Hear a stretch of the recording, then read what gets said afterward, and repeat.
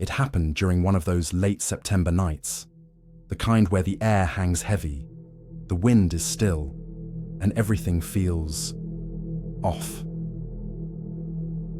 I was staying at my cousin Mark's place for the weekend, deep in Pinecrest Hill, about 2 hours outside Pittsburgh. Mark lived in one of those old country homes, surrounded by acres of forest, and about half a mile from the next neighbor. It was a quiet place.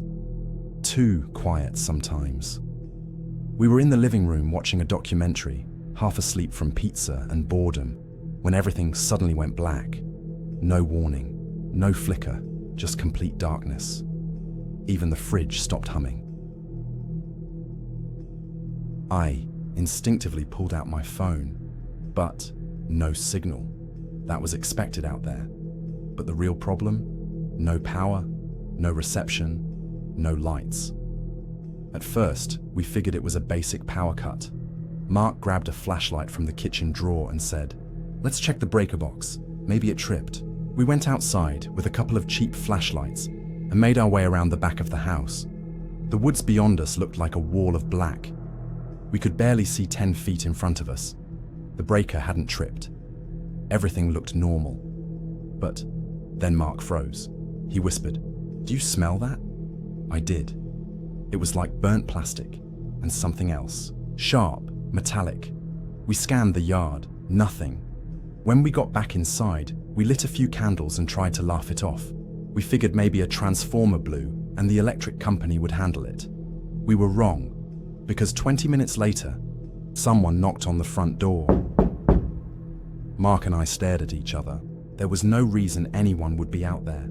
His neighbors were older, and they wouldn't walk through the woods at night without calling first. And we hadn't heard a car. The knock came again. 3 soft, spaced-out knocks. No voice, no flashlight, beam. No sound of footsteps. Mark whispered, "Maybe it's someone stranded." But the longer we stood there, the more I felt something was off. "Don't open it," I said.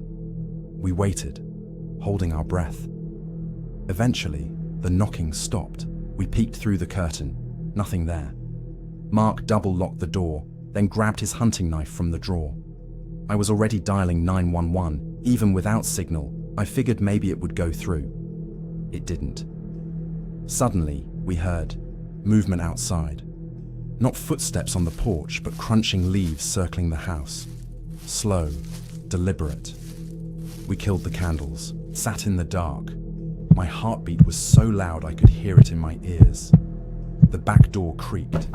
Mark looked at me, whispering, "I locked that one earlier." Another knock, this time from the back of the house, and then a second knock from the front door. There were 2 people, at least. We didn't sleep. We didn't speak. We sat there for hours, frozen, until finally, morning light began to pour through the windows. The people were gone, and we thought it was over. Until Mark checked the barn. We waited until full daylight before checking outside. The power hadn't come back, and Mark's phone was still, showing no bars. We decided to check the barn about 50 yards from the house. It was mostly storage, old tools, lawn equipment, dusty furniture. When we opened the door, the first thing we noticed was that the padlock was broken, cleanly snapped off. Mark hadn't used the barn in weeks. Inside, the musty air was thick. We stepped carefully, and then we saw it. Boot prints, fresh, leading toward the back of the barn where an old mattress leaned against the wall. It had been moved.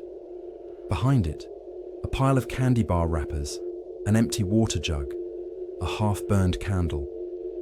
Someone had been sleeping in there. We looked at each other, both realizing the same thing at once. They hadn't just come last night. They had been there for days, maybe longer. Suddenly, I noticed something scratched into the wooden wall by the mattress. Long lines, deep grooves, like someone had kept track of days. But beside the tally marks was a word carved in shaky letters. Help. We went back to the house locked every door, and waited. By noon, the power came back.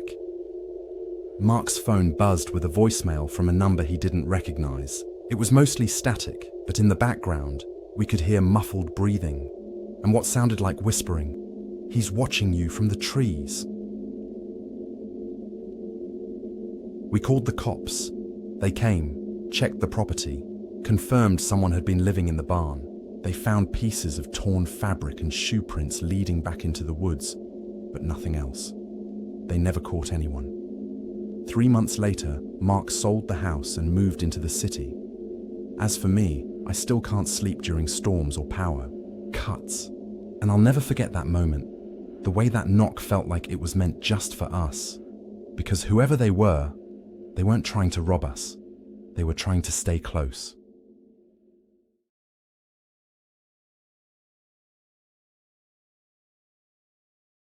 It was around 10:45 p.m. when I left my friend Ryan's house. We'd been watching a late football game, and I had a 2-hour drive back home. I live in a small town just off Route 9, a mostly wooded 2-lane highway with almost no streetlights. I wasn't excited about the drive, but I'd done it 100 times. My phone was at 28%, and I had no charger. I set my route, turned on music, and started driving. About an hour in, near a stretch of road with nothing but woods on both sides, my headlights dimmed for a split second. I thought it was just my imagination until my dashboard flickered. A few seconds later, the radio cut out. Then the entire car went dead.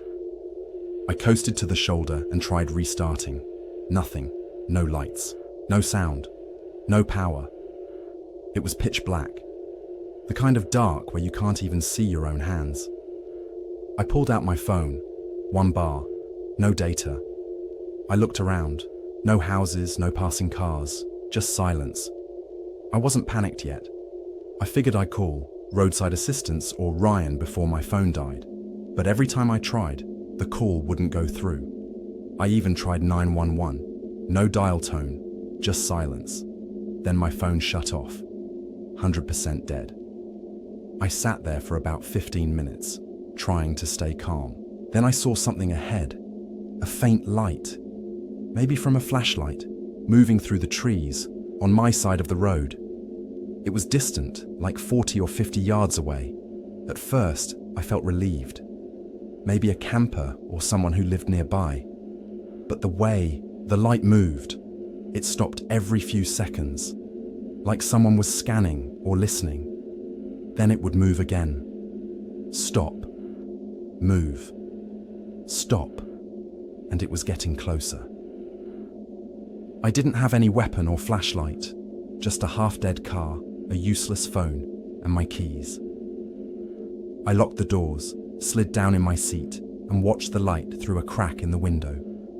It was close now, maybe 20 yards. Then it shut off. No fading out, just instantly gone. I waited.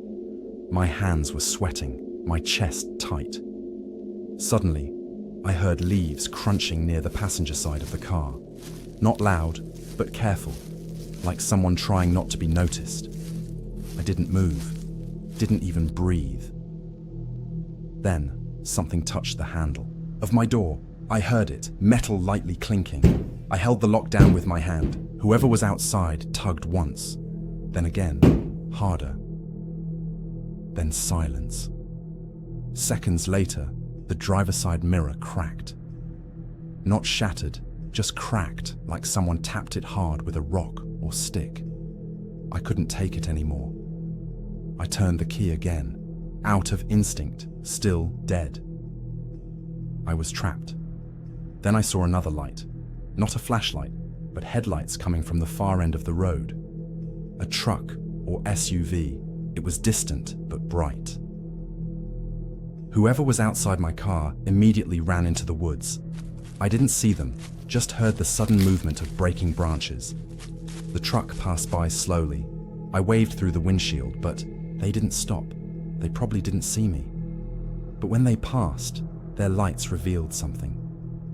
On the passenger side window of my car was a smear mark, like a handprint dragged across the glass. Whoever was out there had been watching me that close. I must have fallen asleep out of sheer exhaustion. I remember sitting upright, locked inside my car, staring out the windshield until my eyes just shut. I woke to light, dull grey morning, and the sound of a knock. But this time, it wasn't from outside. A state trooper was tapping on my window, unlocked the door, and nearly collapsed when I stepped out. My legs were numb, my head pounding. I explained everything about the blackout, the person outside, the mirror, the handprint. The officer nodded slowly, then asked me to look around. About 30 yards into the woods, they found a campsite. Hidden, makeshift, tarp, ropes, and scattered supplies. Some of it looked new, snack wrappers, fresh water bottles. But the creepiest part, a notebook, left open, filled with dates and short notes. One read, "Saw him stall, he's staying in the car, wait for dark." Another, "He's alone, won't last till sunrise." The trooper looked disturbed. "This isn't the first time we've seen stuff like this around Route 9, he said. 3 other reports in the last year, always during storms or blackouts.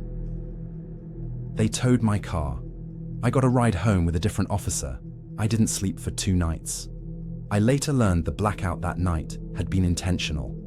Someone had damaged a local transformer with tools, probably to cause confusion.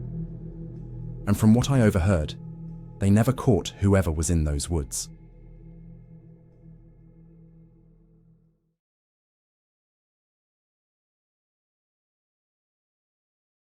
I was on night shift at Gridpoint Station, a small water treatment facility just outside of Fairview, Ohio.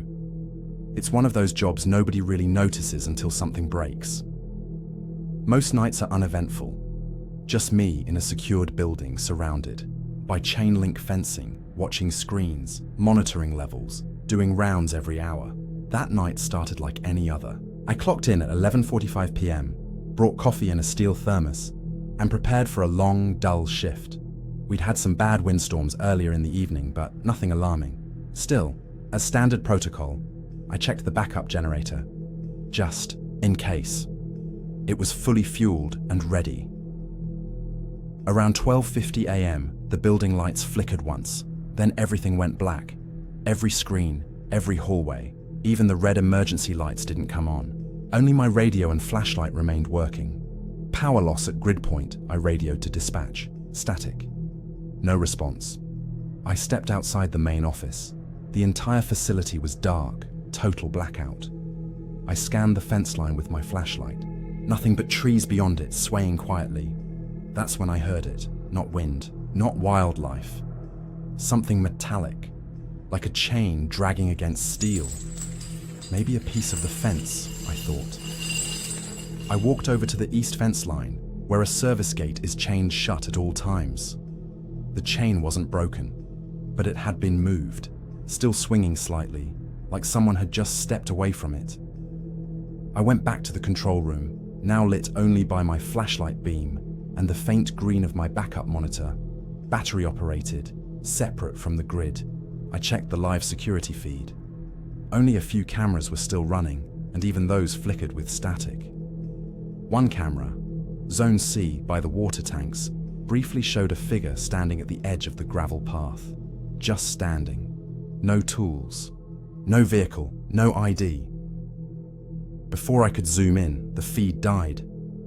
I locked the main door immediately and turned off my flashlight, sat in the dark, waited. My radio crackled suddenly, just once, and then nothing. Then came the knock. Not loud, not forceful, just a gentle, deliberate knock on the side door near the pump room. I stayed completely still. Not a sound from me. Another knock, same pattern, slow, calm. I crept toward the back window that faces that door and peered out. I saw the silhouette of someone standing right outside, back turned to me as if facing the woods. They weren't trying to get in. They were just standing there, motionless. And then, after maybe a full minute, they knocked again. This time, harder. I checked the internal building schematics for exits. The pump room had an emergency hatch that led out behind the lower drainage tanks.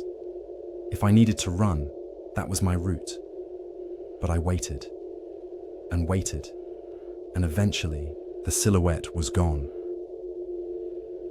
Exactly 72 minutes after the blackout, the main power clicked back on. Lights buzzed to life, screens restarted, security systems reconnected. I rushed to the footage archive. Zone C feed was corrupted. Zone D showed static. Only Zone A, the front gate, had anything useful. At 12:53 a.m., 1 minute after the blackout, the front gate, which was secured with a magnetic lock, suddenly swung open. Nobody entered, no vehicle, just opened slowly and stayed that way for the next hour. At 1:41 a.m., it closed. I reported everything to my supervisor when he arrived just before 6 a.m. We checked the logs. The generator had never kicked in. It had been disabled manually.